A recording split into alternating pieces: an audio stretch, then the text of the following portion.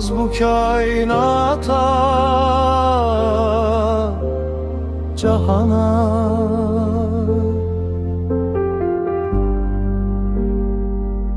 Eşk renkleriyle bezenmiş semanın ulduzudur Füzuli.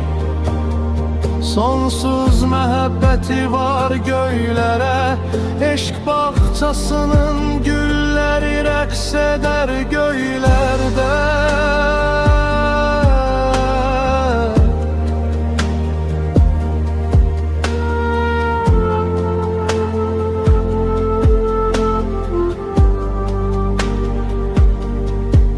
Uşaqlıq xatirələrini ruhlara çəkən bir söz rəssamıdır Müşfiq.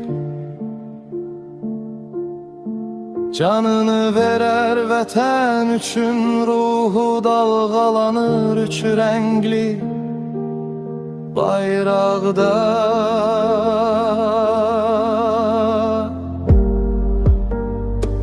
Fəlsəfə daşlarından örülmüş dünyanın böyük filosofudur Cabir.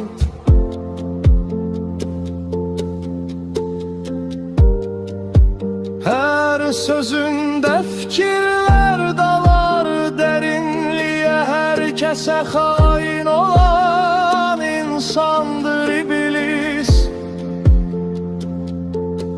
Xəmsəsilə sirlər kainatını kəşf edən dahidir Nizami.